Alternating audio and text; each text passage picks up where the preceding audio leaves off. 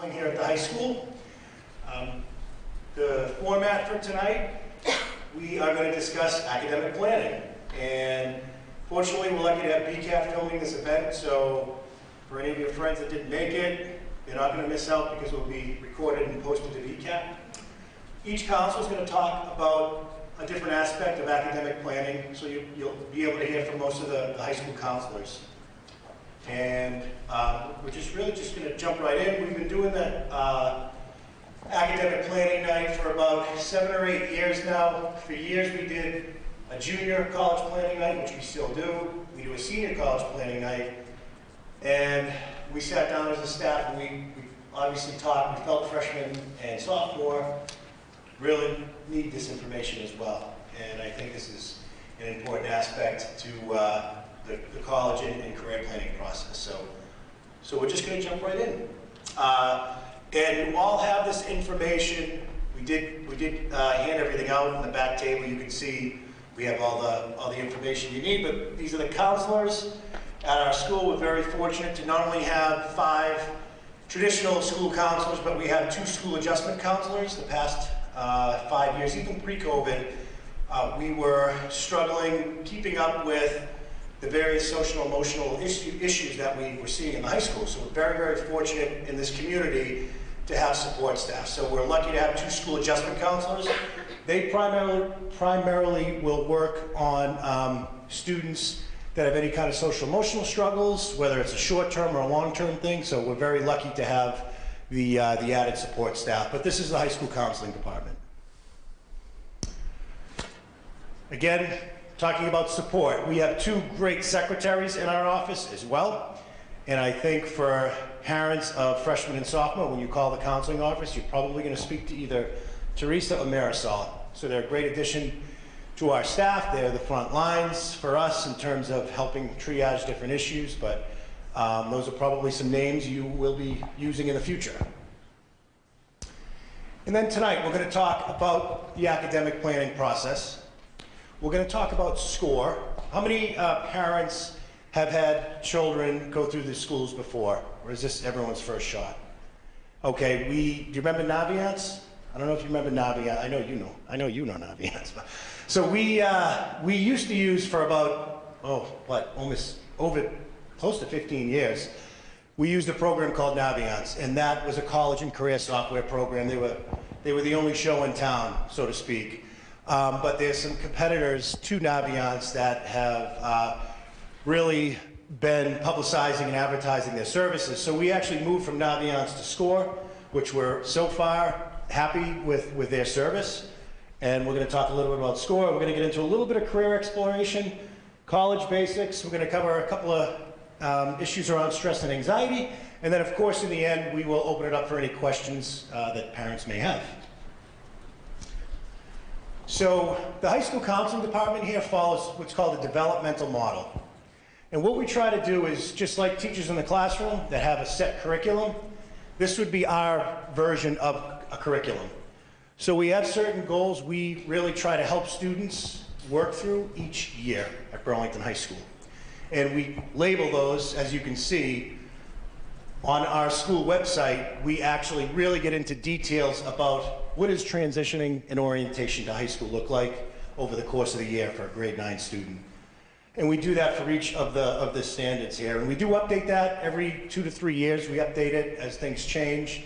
And so we really do try to take that as serious as possible to make sure people are aware and understand what we try to do in the counseling office. And now I'm going to hand it over to Mrs. Smith. Hi, I'm Lisa Smith. I tend to have not the beginning of the alphabet, but usually the next chunk. So if you're in that part of the alphabet, I may be your child's school counselor.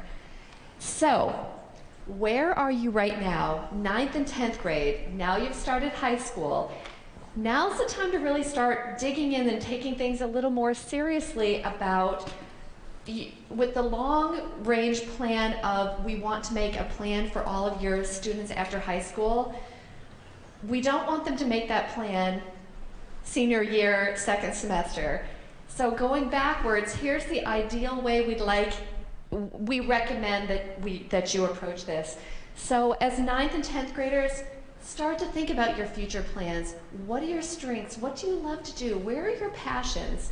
What gives you great thrill? And start to identify that. Sometimes students will get so laser focused on one thing that they lose track of really thinking about what they love and what they're passionate about. What are your weaknesses? You may say you want to be a doctor, but if science is really hard, you're in for a long road. So really start to hone down what you're good at, what other things in the medical field perhaps might you consider, things like that, strengths, weaknesses. Are you college bound? Start to get to know different careers.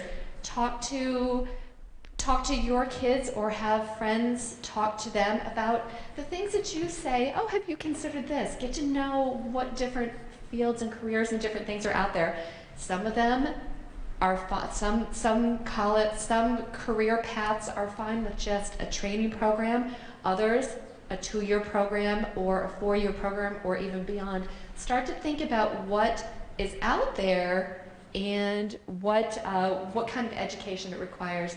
I know one thing I really like too is like Occupational Outlook Handbook. It's a really good thing that the government has done, and it really lines up what kind of licensure you need for certain career paths. With that is, have you given any thought to possible career majors? Just because you want to go into law doesn't mean you study that as an undergrad.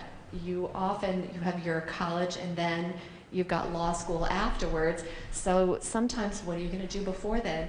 Give a thought to a possible career major. You don't have to know, but it's helpful when you're looking at colleges if you have a sense of what you're looking to study. What are your career interests, again, and what do you not want to do? And sometimes, honestly, that's just as important as knowing what you do like. Is knowing what you can rule out and kind of start honing in on that. So, academic planning. Learn the sequence of courses offered in Burlington High School. What will you need to take each year? What has a prerequisite, meaning what has to be taken before something else can be taken? And align these courses to what you'll need in college. As your child gets closer to college planning, they may, for example, look into nursing programs, and some require physics and others don't care.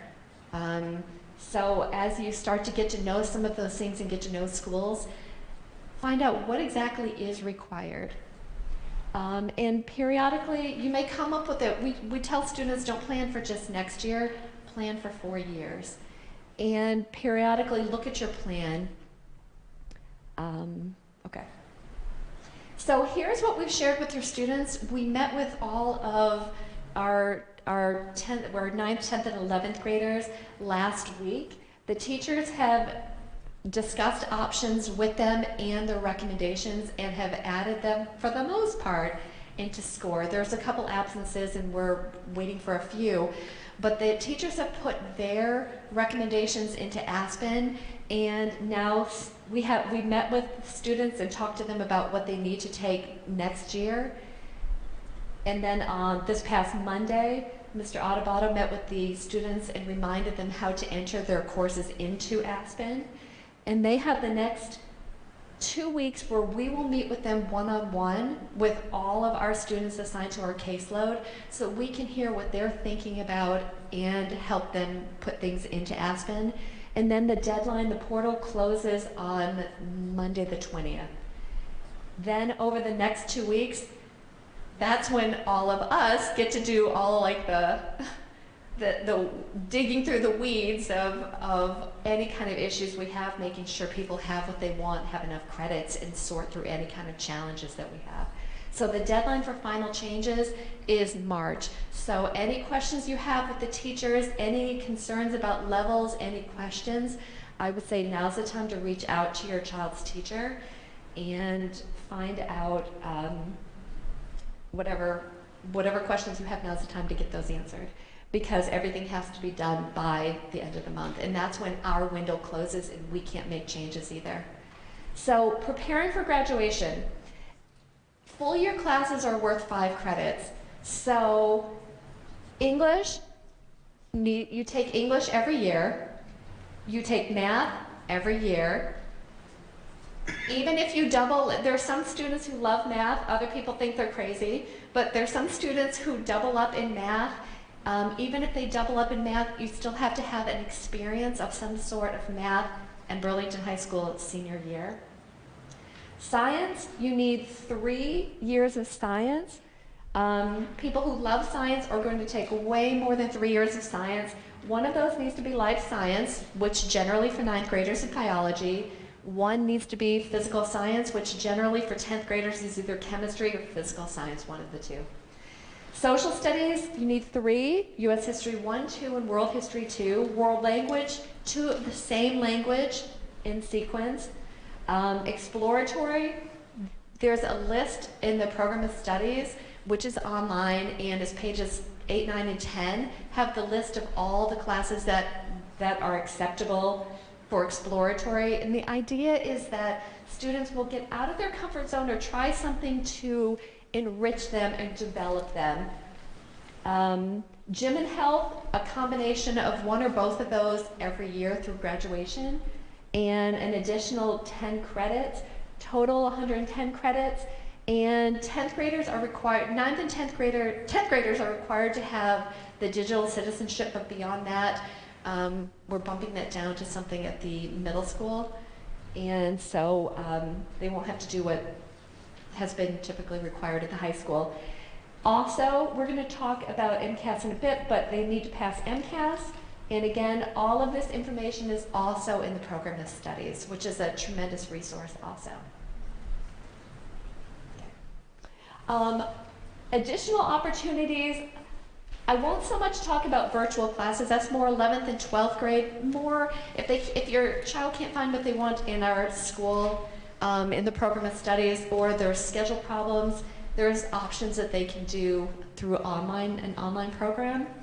However, one thing that your child, when you're planning and doing that 4-year plan, think about dual enrollment.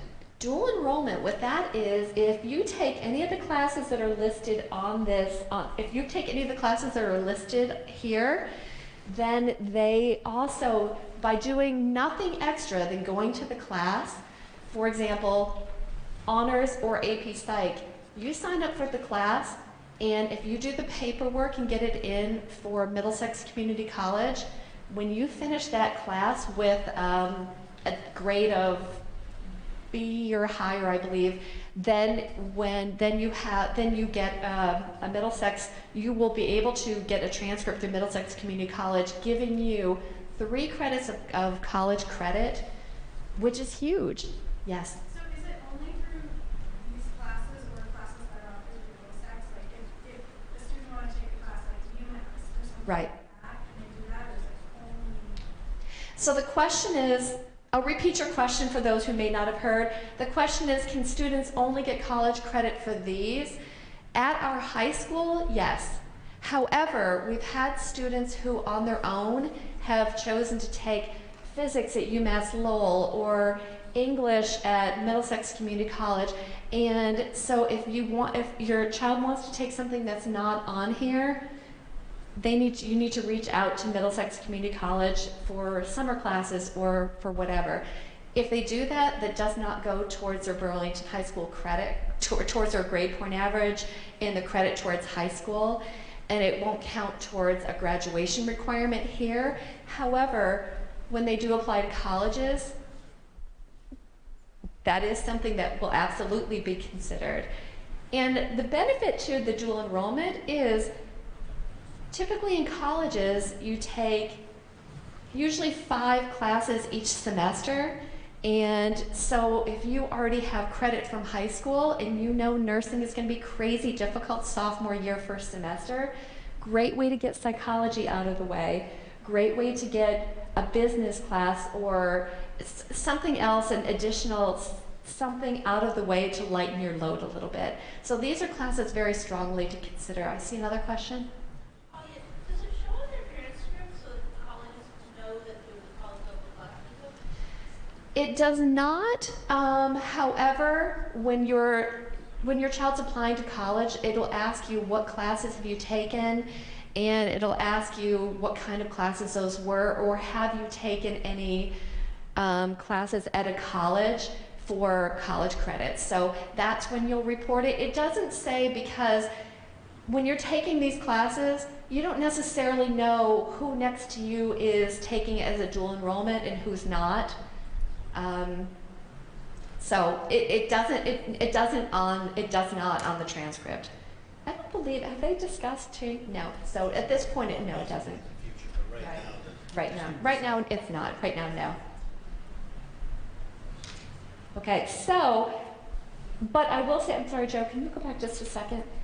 What I do want to say is some of these classes have prerequisites. For example, the new business class, it's Business in a Global Environment, I believe is the name of it.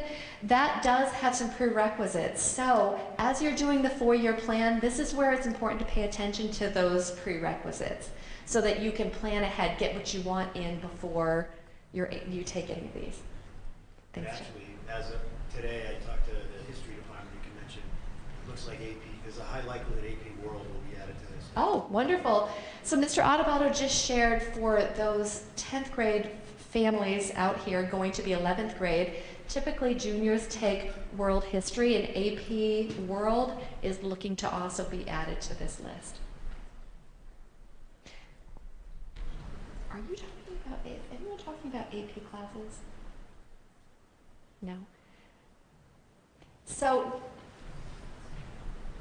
let me just also comment about, I'm mentioning AP as if everybody knows what I'm talking about, so I apologize. What AP is, it's called Advanced Placement. It's an opportunity for your child to take a college level class in high school, and if they do, it certainly looks good to colleges if you're doing well in the class. Certainly it doesn't look good if you're not going to do well in it.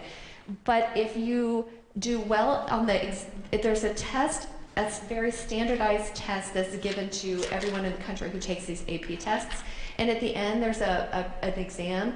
And if you do well on that exam, it's scored 1, 2, 3, 4, 5. 5 is the highest. If you do well on that, many colleges will also accept college credit for those classes. So you saw on that list, there's some that you could take either dual enrollment or AP. So, or both. You've got several options. Okay, MCAS testing. MCAS, this year, 9th grade students will take the biology. 10th grade will take the MCAS ELA, the English, in March, and in May they'll take the math, so that's 10th grade. 9th and 10th grade current students must pass science, math, and the English. Over the last couple of years, we've adjusted. Now all the students take this on devices, school-issued devices, so students will have everything they need uploaded. Any of the software that needs to be uploaded will be on their devices, and they'll use their device in taking this. If you fail the test, you have to retake it because you have to pass these to graduate. If you pass but not great, we want to make sure your skills in these areas are being looked at and focused on. So we'll put together a plan for the students who score needs improvement. And on the other hand, it's not just like a pass-fail thing. If your student does well on these, it's worth a tuition discount at Massachusetts public schools. So good to know. So we encourage students to do their best because, let's be honest, $2,000 or whatever it is for each school, that goes a long way. For doing well on a test that you take, $8,000 adds up. It's more than I would like to have to pay. So I would still encourage your children to do their best. And Ms. Minty. Thank you. Hi, everybody. So I'm going to tell you a bit more about SCORE, which I realize actually your students haven't currently been invited to start their SCORE accounts yet because it is primarily used for college planning. So I don't know if we have plans to share that with sophomores this year, but I'm going to talk about what's coming on SCORE. Okay, so in junior year, it's primarily it provides a way they can look up profiles about colleges and see the same information in the same way for each college, basic information, as opposed to when you look at individual college websites, there is far more information, but sometimes it takes a lot more digging to find the simple facts. So we like how SCORE as a beginning step in the research. In junior year, also an opportunity is that we have many college admissions representatives come to the high school to present mini information sessions to students. And so students would sign up to attend those visits on their SCORE account, next year, I guess, for these 10th graders again as well. And then during senior year, it's also how our high school sends their transcript and their recommendation letters to colleges. So they can use additional websites, of course, for their research as well, but they do have to also use SCORE. Freshman and sophomore, we'll send them an invite, so they will have the ability to access it. Okay. At any point, and parents, we have the sign-up sheet. Okay, so it's Mr. Adebayo is just letting me know there is a plan to at least invite the 9th and 10th graders to create their SCORE accounts if they'd like to begin early college research. And there also is a handout where parents can get their own access to the same account, so they see all the same, can work on the same things with your child. All right. Oh, I guess I jumped the gun here. That's what we were just talking about. But the link is there as well for the program. Okay, and then separately, like Lisa Smith was talking about, during 10th grade in particular is when we like to encourage students to begin exploring career options. And so if they have things already in mind, we can help them find information about what they're already interested in. But there also are a variety of assessments they can take to see, based on either their interests or their abilities or a combination of both, what careers are especially good matches for you. You know, so we could all do anything in theory, but the theory is if we do something that's naturally aligned with what we actually enjoy and is aligned with our skills, we're going to be happier and we're likely to be more successful in those things. So we like to help our students to work on that. We organize it different ways, different years as far as reaching out to them to do it, but they're also welcome to make appointments with us anytime if they'd like to begin those conversations sooner. All right, and speaking of, again, just kind of thinking toward the future, or maybe trying to discover what are those things that you do or don't like doing, there are a variety of enrichment opportunities. So these are not connected to the high school, but just opportunities outside of the high school that people can do in their spare time during the year or during summers in particular can be a time to think about it.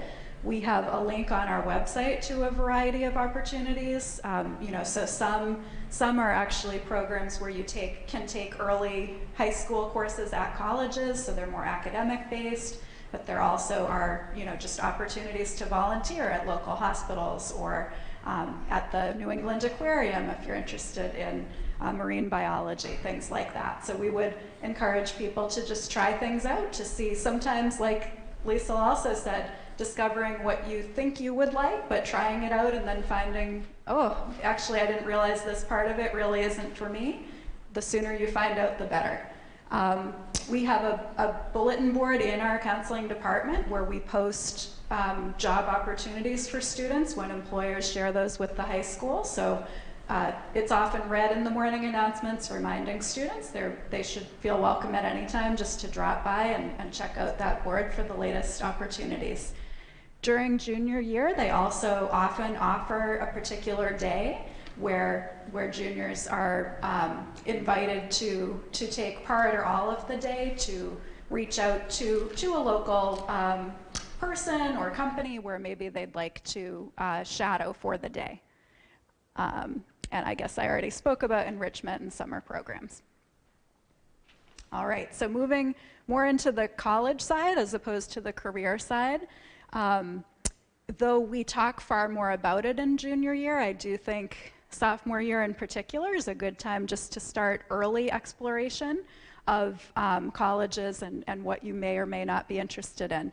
So signing up for formal tours is something you can still do. Usually, traditionally people do it in junior year, but personally I did start in sophomore year and I think it did help me by junior year to have a better idea of, did I prefer a larger place or a smaller place, or is place in a city or not in a city, for example.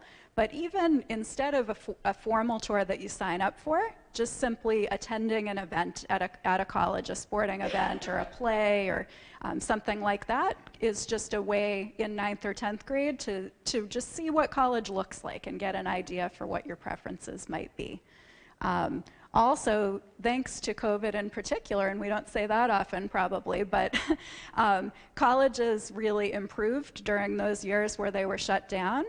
There are online tours and videos, so you can find quite a bit of information just right on their websites now, including videos of the tours or admissions talks.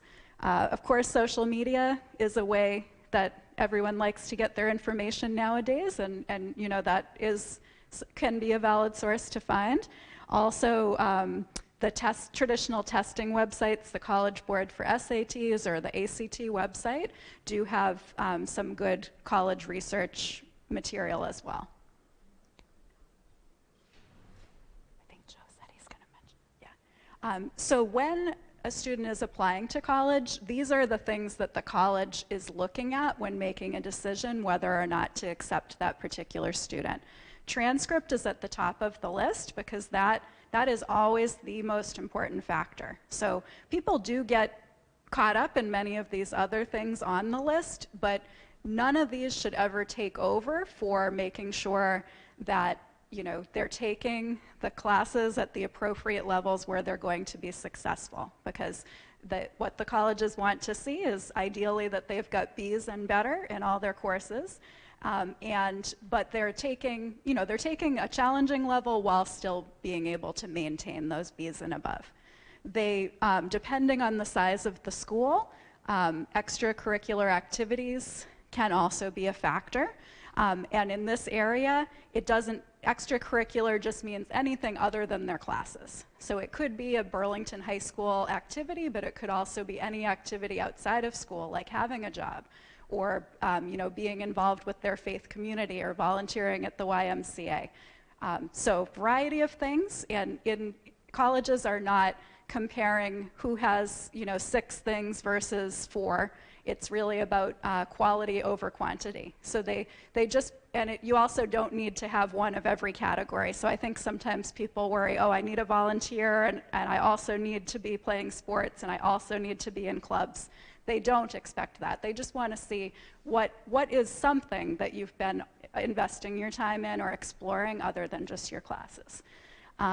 Letters of recommendation generally are required by most colleges. Most colleges will require a counselor letter at least, and we wrap that into our process, and fortunately we have our students throughout their 4 years here, so that does help us get to know them well. But colleges often do also require at least 1 teacher recommendation letter and sometimes 2 teacher recommendation letters. But they do highly prefer those letters to be from a teacher in junior or senior year as opposed to in grade 9 or 10, because by the time they start college, if you think about it, the teacher they had in 9th grade is already 4 years old, and that student may have turned into a very different type of student. Demonstrated interest is not something to worry about, I wouldn't say, in 9th and 10th grade, but what that means is part of college's challenge when they're deciding who to accept is also that the number of applications they receive now has exploded. So, back in my day, it really was unusual to even apply to 10 colleges, whereas nowadays it's not that unusual. So colleges struggle with knowing which people who are applying to us are seriously interested in coming here versus which people just added on this application at the last minute. So demonstrated interest means any indication that that student is seriously interested in attending. So believe it or not, this is a little freaky maybe, but they actually do track very easily. They can track, just has that student opened emails from that college, or have they gone to certain pages on their website? Have they clicked on their website at all? And when they do visit campus, if you take a formal tour, they'll take note of that as well, and that is considered demonstrated interest.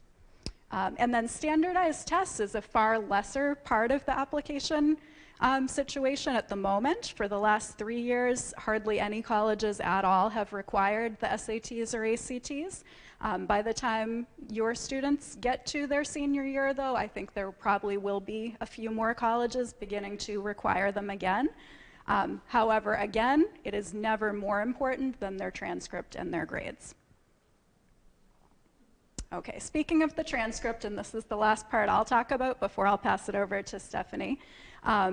This is just a broken down, zoomed in version of what they would see on the transcript. So on this top part, look at the box on the right-hand side. The major piece they want to see there is just what is their cumulative weighted GPA. So when they apply to college, GPA, it's the numerical average of what all their final letter grades have been, and it will be based on grade 9, 10, and 11 at the time they apply to college. So I think sometimes ninth graders get a false myth from each other that, oh, ninth grade doesn't really count, or junior year is the most important year, but your GPA is truly just 1/3 grade 9, 1/3 grade 10, and 1/3 grade 11. However, the next part of the transcript is where they can see what the actual grades were. So when they send their transcript, it will also show the actual courses they took each year, the level of those courses, and what the final grade was. This is an example, though, of a transcript from someone who is graduating. So at the time they apply to college, the grade 12 box does not have final grades yet. In fact, in the early admission cycle, it may not have any grades at all, but it will list at least just what courses they're taking and the levels. And then during the admission process, the college does receive their Q1 grades for senior year. The bottom of the transcript is just a key for the college to understand the abbreviations of, what does CP mean? What levels do we offer? That's basically it. So really the most important part of it to them is the middle part, honestly. Okay? Any questions about that? Yes? Just one weighted. So we do not, we don't calculate an unweighted GPA here. And what weighted versus unweighted means is that we give a little extra point boost for honors and for the AP classes. So an unweighted GPA would just count all grades equally regardless of what level class the student was taking, whereas the GPA that Burlington High School uses does give slightly, for example, a B in a CP class is a 3.0, and a 3.0 is what a majority of colleges are happy to see as a GPA. But if you got a B in an honors class, it's a 3.5 here. If you get a B in an AP class, it's a 4.0. And we mirror the same GPA system that our state university system uses. When students apply to the UMass's or other state universities, they would recalculate the exact same scale that we use, weighted GPA. Student would not get a total GPA of a 5, no, because you could get a 5 if you get an A in an AP class in that one class, but no student would have only AP classes throughout all 4 years of high school. So the very highest GPAs we have here are just over 4.5, but really, anything 4.0 is still extremely high, higher than average here. You had a question too? Yeah. No, is that, I'm sorry, that's still, it's an older transcript, so no, there's just one level of CP. Yeah, sorry about that, we'll have to replace that.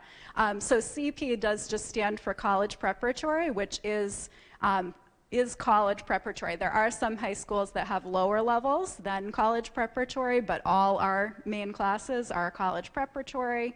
It's considered an average level class, whereas honors, is the accelerated, more work and expects more independent learning.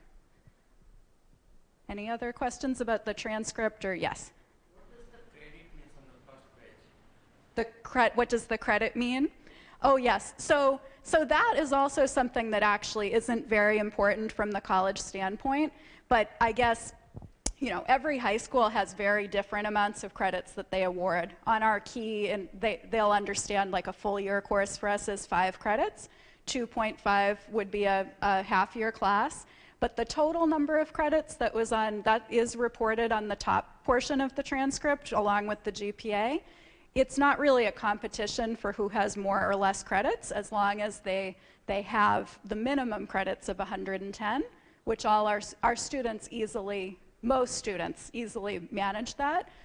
The reason we build in extra credits for most students is for those rare cases where someone has a serious illness and has to be out of school for a few months and maybe drop a class that's non-essential.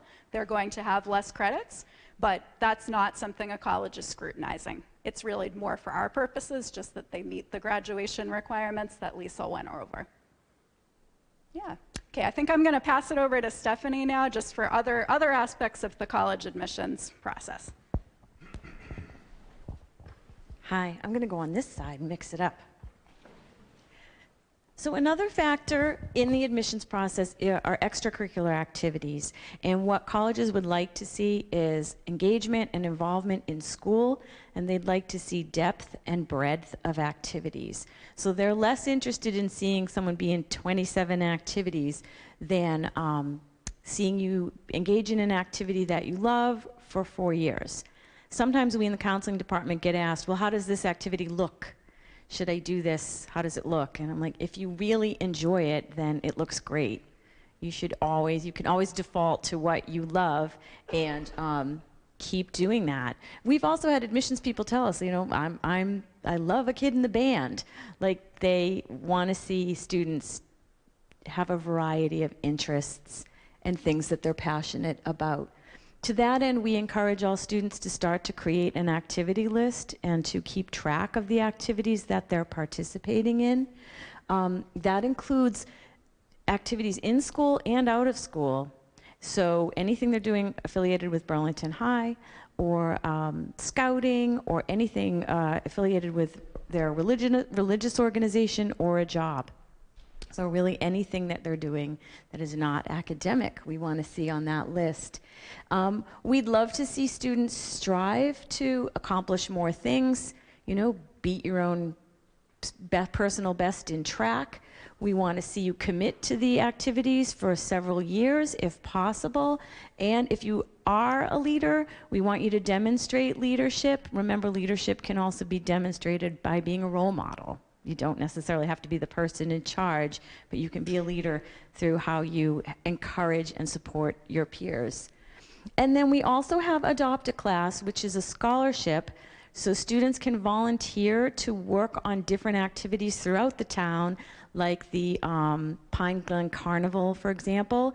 And then through these hours that they earn, they can qualify for scholarships senior year. It's called Adopt a Class because a business, I'm sure you're familiar with it, I'm just reviewing, but a local business adopts the class from kindergarten through graduation and raises money for the kids to apply to. The last part of the application that I'll talk about briefly is the school profile. This gets attached to the transcript and explains how Burlington High works to each individual college. Now, Northeastern, for example, might be very familiar with how we work, but Texas Christian University might not be. So this is how we would explain, for example, the weighted 4.0 grading system and what each grade might be worth. We talk about SAT scores, averages, the highest GPA in the class, how we came about to get the GPA. And you probably noticed on that old transcript there was a note about COVID, because in 2020 we changed our grading system that year, so we wanted to explain to colleges how that was calculated. And then it just lists our graduation requirements. I'm going backwards up the list, and describes Burlington a little bit and what the makeup of the town is like. For state university admissions, I think you can move to the next one. Our curriculum, our graduation requirements line up exactly with what a student needs to do to get into the state university system. The UMasses, the Westfield states, the Salem State, 4 years of English, 4 years of math, through Algebra 2. 3 years of social studies, which are prescribed, U.S. History 1, U.S. History 2, World History. 3 years of lab-based science, and every single science class offered is based in a lab. And then 2 sequential years of the same world language. The requirements to get into UMass Amherst are higher than this because the school's gotten so competitive. And then there are schools like Mass Maritime and Mass College of Art where a student would have to submit a portfolio. And if we go to the more competitive schools, they're going to want, these are competitive private schools and also competitive programs like nursing. They're going to want to see 4 years of all 5 core subjects, math, more advanced math, at least pre-calculus, 3 to 4 years of the same world language, which a lot of liberal arts colleges require. STEM colleges tend to be a little more flexible about the world language requirement. They'd love to see honors AP, and I'll also add dual enrollment classes. And again, we want the student to focus on the area where they excel and enjoy the subject matter. And then it's not too soon to start looking at colleges. Sometimes I get shocked looks with sophomores when we talk about whether or not they want to continue their language. And then I ask them, do you have an idea of what kind of college you want to go to? Do you think you're going to need this language through junior year in order to get in? So we do encourage the kids going into junior year to hang on to the language for 1 more year so they can keep their options open.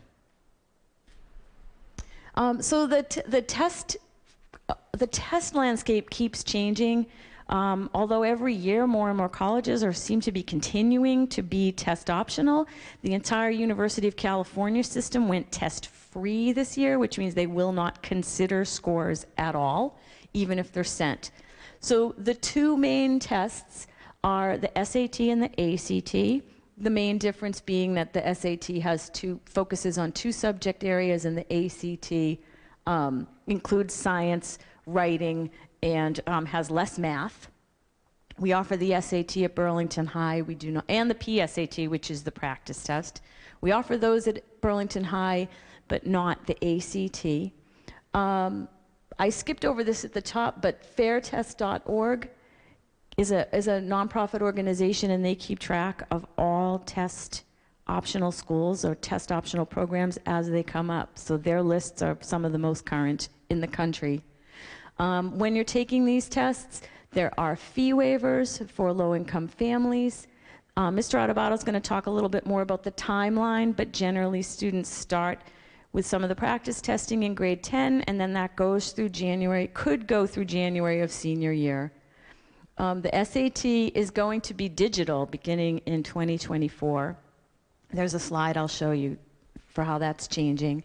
And then the test, the TOEFL, the test of English as a foreign language, is sometimes asked of students for whom English is not their first language, or if they've been in the United States for less than 8 years. Fortunately, there's become a much more budget-friendly option than the $275 TOEFL, and that's the Duolingo English test, which is recognized by a lot of schools, and it's only, right now it's only $49. So this is just a timeline for how the SAT is changing. You can see the little computer icons. So through this spring, PSAT and SAT will be paper, and then it will start to phase out in the fall. The fall will be the last paper SAT. No more number 2 pencils. And then throughout 2024, it will have converted to completely digital test. And Mr. Adebato will talk now a little bit more about the standardized testing timelines and more. Thank you. Thank you. You got that? So in terms of standardized testing, Burlington High School offers the PSAT every fall. And it is actually it's called the PSAT NMSQT. And what that stands for, it's a pre-SAT test, but it's also an exam that counts as a national merit scholarship for juniors only. So for students in grade 10, they wouldn't be able to qualify for that scholarship based on their grade level. We offer this, it's free of charge for sophomores, so it was offered this past October, and we had all the sophomores sit for that exam. Juniors, it is an optional exam, And we have probably about 2/3 of our junior class that sign up and pay to take the exam. Please keep in mind, these are practice tests. All right, that's the point, one of the reasons we offer it, to sophomores and juniors. And for parents of grade 10 students that are here tonight, you can access your son or daughter's scores. The information was emailed out in December on how to access that information. You also should have received a hard copy in the mail at home. If not, just we can talk after, and I can help point you in the right direction if you'd like to view that information. It's pretty extensive, the online feedback they provide. They provide you with the answers to the questions, areas of strengths, areas of weaknesses, ways to improve. And again, we did send that mailing out that had the actual test booklet that students used. So it's the type of thing, we don't formally review the exam within the school, but if a student chose to, or a parent wanted to help a student practice a little bit more, it's totally up to the student and parent, but you have quite a wealth of information to try to take a closer look at that. And we don't offer a pre-ACT test here. We did in the past. We may eventually in the future. But right now, we don't offer any kind of pre-ACT. Ms. Diozzi spoke about two different tests, as you heard, the SAT and the ACT. But we do a lot of work with Kaplan. They have online practice options where a student could take some sample questions from the SAT and the ACT, because they are different standardized tests. And a student, based on how they feel with those questions, they could decide, do I want to take the SAT or the ACT? So this is a little bit of a timeline. So again, PSATs are given in October here at Burlington High School. SATs are offered throughout the year. We're actually offering an SAT this Saturday. We have been a test site for a number of years now. We plan to continue to do that. ACT is not offered here at our school, but some local high schools do offer it. I think Belmont does, Woburn, and a few other schools, but that's spelled out on the website. You heard Mrs. Smith mention AP exams. Those are given within the classrooms in May, and that would be for students that are actually taking an AP class. One side note, we changed our policy for AP exams beginning next year. As of this year, it's a mandatory test, and it's a $96 per test fee, which is, obviously, that's quite a hefty bill if a student's taken 2 or more AP classes. But next year it will be optional, so students can take it if they choose to. Senior year, we again, if we usually ask our students to take it in the spring if they plan to take it, and again in the fall. So we like to have it wrapped up by January of senior year. And then you heard a little bit of I explained the AP exams, and also the TOEFL and Duolingo tests are offered throughout the year. So the NCAAs, that is, I'm sure you've heard of or are familiar with the NCAA. That is an agency that monitors and approves students' grades so that they would then be eligible to receive an athletic scholarship. It's for Division I and II, not III. So essentially, there's a clearinghouse that students need to submit their transcript to. And this process they go through, it's a review of their transcript to make sure students are taking appropriate courses as approved by the NCAA, so they could then receive an athletic scholarship. So if that is a direction that your child is thinking, I would really speak to your child's counselor ASAP, because really the NCAA, believe it or not, are very, very strict about the courses they count towards their in the clearinghouse. So they don't count any business or computer science courses, any art courses, any music courses. They don't count any of that in their process. And if a student's not taking the appropriate and approved electives, it could be a potential issue, meaning a student, they may withhold a scholarship for a semester or a year if a student's not meeting that NCAA clearinghouse requirement.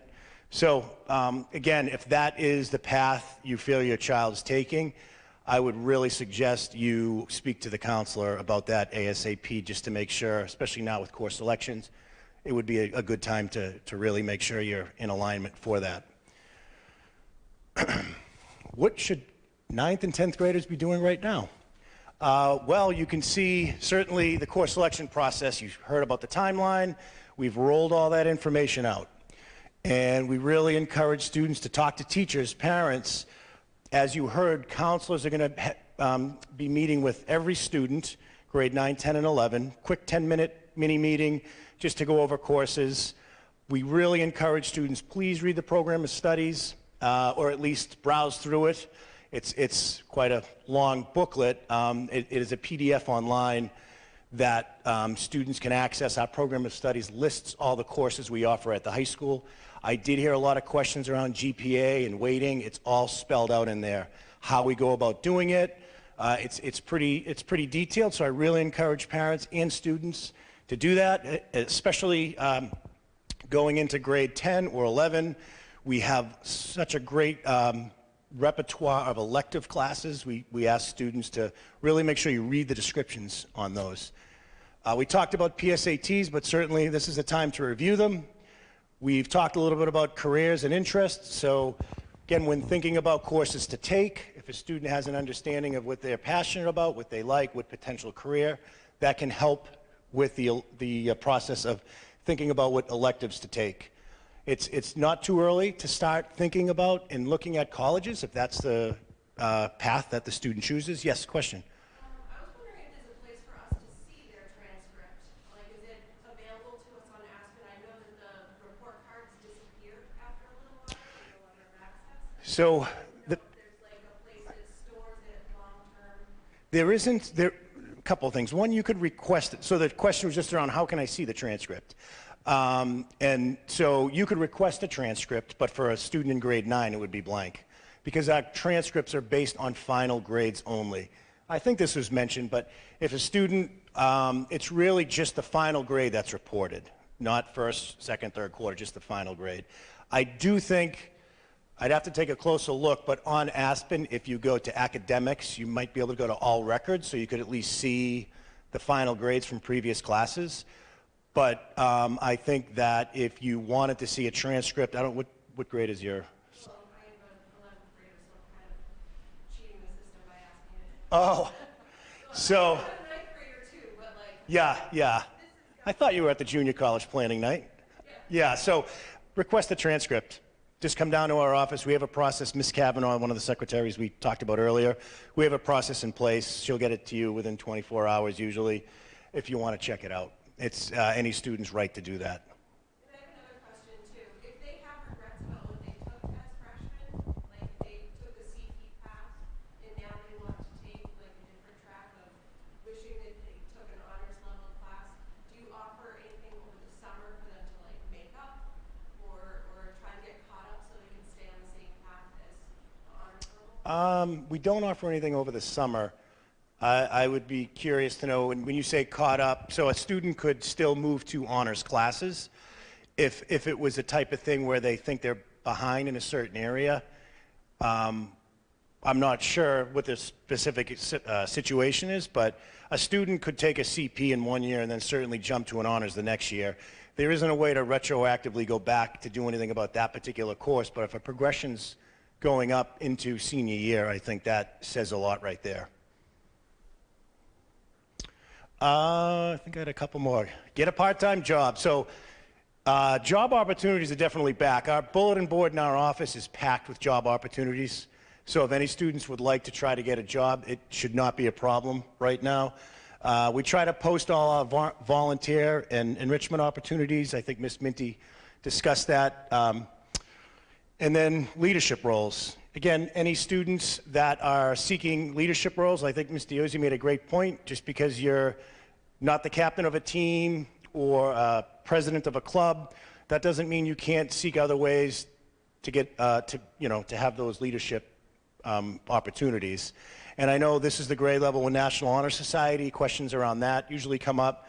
Again, that's one of the things that they look at is leadership, and so I know that you can certainly talk to NHS to see what students have done in the past. Mrs. Trouve usually does a great job explaining, here's some things that students have done to show those leadership skills. Any questions before I pass it to Mrs. Wojcicki? Yes. Last year, if students wants to take 2 AP course, it would, if he doesn't do well, his GPA will go down. Is there any way he can take it like a non-credit or somehow it doesn't count with the... We don't have an option for a student to take a class non-credit. So when you're signing up for a course, you're expected to take that course, and whatever the level and weight of that course is, students expected to take that. Having said that, just so you know, if students are participating in 2 or more APs, they are allowed to take 1 less class. We've done that for the past, I don't know how long, at least 5, maybe 7 years. So we recognize that the AP curriculum is very challenging, and so we try to allow for a little bit of a break for students, so that is something that we do. And one thing I want to add, because a couple of the classes were on the same theme, that's partly why the counselor writes a letter of recommendation, so that we can help the college. I mean, it doesn't help your child with content learning, but it helps explain the decisions that they made and how the context of their high school experience. So we can explain that, maybe they chose the wrong elective in the 9th grade, or that particular AP class didn't work out, but here's what they learned from it. So there are ways of sort of explaining what the child was thinking and what they were trying to accomplish at the time. Yes.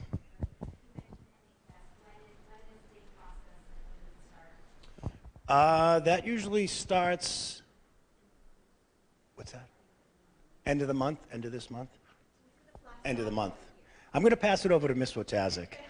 Well, I think what I was going to ask him, start about if we could bring up the Burlington Public Schools website. And I think just to look at the high school site, I don't know if you've ever had a chance to look at it, to answer those specific questions. If you go to NHS, it gives you a breakdown of what the specific process. So some students, if they have the leadership and they have a lot of the requirements, they can apply sophomore year, but they are actually invited first based on their GPA. Right, they receive an email and a letter stating that GPA-wise, you have the minimum GPA requirements, and then you have to fulfill these other pieces of the puzzle, which are the leadership and the volunteering. So that is very clearly spelled out on the website. It's just helpful. So we'll go back to the website. So have we stressed you out yet? High school, it is a very stressful, anxiety-producing time. But you're not alone in this. And this is what we say to all students. Some level of stress and anxiety is extremely normal, right? This is, there's a lot of growth that happens in these next 4 years. And some of that anxiety is positive. It helps students challenge themselves, try new things, work on those self-advocacy skills. But if your student is struggling, if that level of anxiety is really escalating and it's affecting them to the point that is affecting their overall well-being, please reach out to us. We have a lot of support services that we can provide, and we can have some individual conversations on how to support you through sort of those ups and downs. We could go to the next one. So we try to talk about all these pieces with our students when we meet with them, that because of this time, there's a lot going on that they need to do a self-care. So hopefully doing a little exercising, eating well. Hopefully you've heard about the new food service and all the new great options, right? Good feedback. Yep, seems that there's a lot of happy folks out there, teachers included. So to really model, that negative self-talk. There's a lot of pressure, and I think it is human weakness. We compare, should you be taking 3 APs? Should you be taking 5 APs? Every student is different, and there's many students that go on to school without taking any APs and are extremely successful. So there is not one formula for success here. There's many. And I think our goal for our students is that they learn what's best for them. What is their journey? College is a piece of the journey, but we do have a lot of students that do other options. And we talk about that, a gap year, volunteering, maybe going to a trade school, doing some other things. And to feel good about having a variety of experiences, right? It's not just the academic piece, but also the social piece and activities, building that network of friends and relationships so they can learn to cope. So how do we help? What's our role as educators and you as parents and guardians? Helping your students, meeting them where they're at. Again, I think there is a lot of emphasis on that academic rigor and that comparison piece. Kids tell us all the time, we're in the middle of course elections. Hopefully they've mentioned it to you, but they come in and say, I need to take this, this, and this because everybody is taking this. That's not true. That's not true. So meeting our students where they're at so they are successful. And learning to manage that stress. And that I go back to that self-advocacy, because if things do go wrong, it is not the end of the world, but helping our students grow through that process. If you get a poor test grade, we should move a level down. Let's talk to a teacher. Let's go back for test corrections. Let's advocate and let's learn from the mistakes so we don't make them again. And supporting them in their, actually I made a correction on my end, but we have shared with all of our students clubs and activities. Each year we post it on our Google Classroom, and there's a variation of things. If your students are not athletes, that's okay. We have clubs of ping pong, the Arbor Club, the chess club. There's so many wonderful things. I think it's really important that we advocate that they should do other things besides just the academic piece. And it doesn't necessarily have to be in school. It could be in your community. It could be through other pieces, through religious, outlets or volunteering. We mentioned enrichment opportunities or a part-time job. So if you do need some support and some referrals to outside services, we have a lot of relationships and collaborations. Interface is something that is afforded to all Burlington residents. It is a great service that you can call, and they will provide you with a list of providers that that you can access. And it's usually very quick, fast turnaround time, usually two days or 3 at the very max. We have Burlington Youth and Family Services, and we have a very strong collaboration with them. They actually come to school sometimes, and we partner with them. But it's another service afforded to all Burlington community members.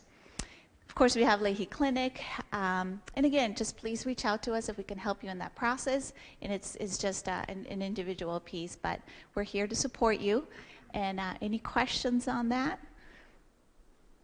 The moral of the story, some stress and anxiety is normal and it's okay, but you're not alone, so reach out to us and please make sure that your students are communicating with not only us, but with their teachers, and if they need support, that's what we're here for.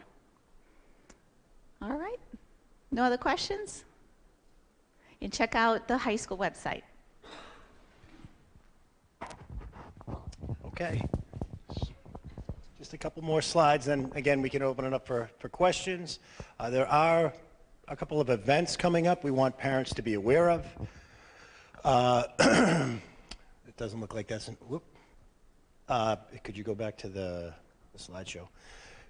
Next week on March 13th, and we have a flyer in the back, and we're gonna send an email about this tomorrow, but next Thursday night, March 16th, there is going to be a college and career fair at Reading High School. This was an event that we had co-hosted for years and years, and then, like most other things, COVID hit, and it hasn't happened in a couple of years, so it's now back. And we're going to send out in our email to students and parents, we're going to provide information on who's attending, what colleges will be there. We'll provide information on the career organizations that plan to attend, and then some tips on a college fair, what it's like, because it can be overwhelming if you just walk in cold without a plan. It used to be close to 150 colleges and universities. I don't think they have that many, but please keep in mind, if you walk in without any kind of a plan, it could be an overwhelming process. So we're going to give you some tips on that. June 8th, we have our financial aid night. We do offer a financial aid night usually in October for senior parents because they're really about to go through the process.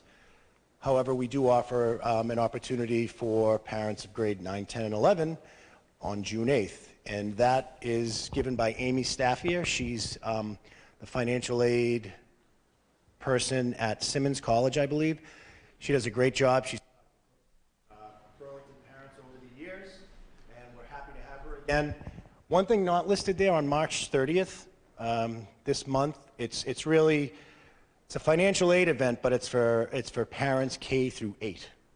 So we have told all the principals about that. We want to try to get word out as early as possible. So keep that in mind. If you do have a child K through 8, it's kind of a different presentation. I'm going to go not only as a school representative, but as a parent as well. And then in February of next year, we have a junior college planning night as well. Thank you. And lastly, we really like to get feedback from parents. We're back into these face-to-face opportunities, which we're very happy about. But please feel free to fill out the blue sheet on feedback for us. It's okay to be critical. Just don't be too mean. That's all we ask. And then the other information that we have for handouts is we talked a lot about SCORE. And we do plan to send an email just to invite students in grades 9 and 10 just to log in and check it out. I do think they could just go in now because the system will ask them what's their high school, and they'd put in Burlington. I think that would connect them and link them to the school. But you as parents, if you want the opportunity to log in, to check out, do some college searches, check out what SCORE has to offer, I would encourage that. If you would like that opportunity, we would ask you to fill out the SCORE form and leave that with us. And I think that is it for paperwork we're asking you to fill out. I think Ms. Wojtaszek is going to try to find the link to the NHS because there was some questions on that. But while she's doing that, does anyone have any questions? Yes?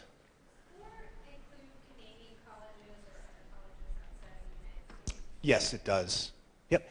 And on that note, one other interesting point about SCORE is, and Navient's offered this, all these programs offer it, something called scattergrams.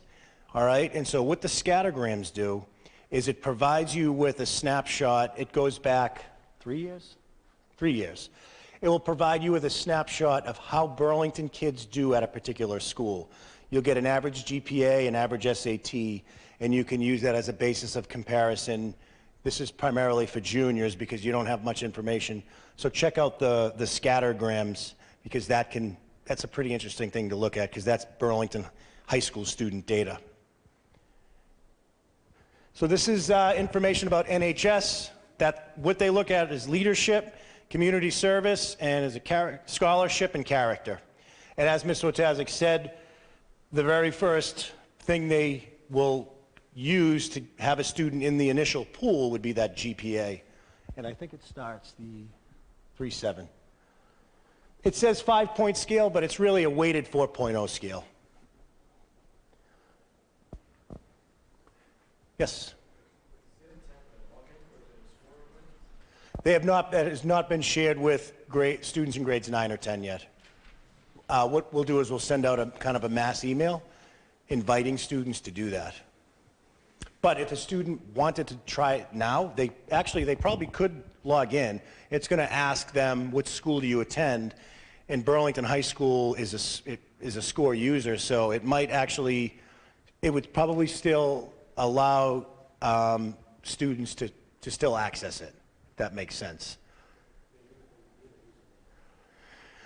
I don't think so. I think you'd be able to create it at that point.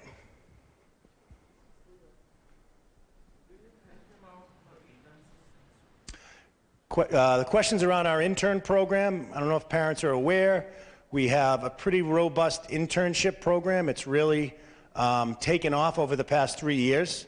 Seniors finish up on April 1st of senior year, and they will participate in an intern for about probably closer to 4 weeks before graduation. And so counselors can certainly help students decide on what they're thinking, but there's a lot of information provided beginning in fall of senior year about the intern program, not just by counselors, but we have a committee that helps publicize information and provide information to students. Again, we're still on the site. Mrs. Wojtaszek is going to show us the list of volunteer opportunities. It's not the easiest thing to look at right now. Can you get it so we can see over to the left? But in any event, it's a pretty extensive list if a student was looking to volunteer in town. I feel like over the last few years, there have been more and more students or parents worried about meeting a volunteer requirement for graduation. We don't have a volunteer requirement for graduation. So it's certainly a wonderful thing to do, and we encourage it, you know, for all kinds of reasons, but it is not required. It is required for NHS, you know, the Adopt a Class. It's a way they can earn some money for one of about 100 different scholarships, but we don't require volunteer hours at this particular high school. And I just want to add, Adopt a Class events are specifically called Adopt a Class.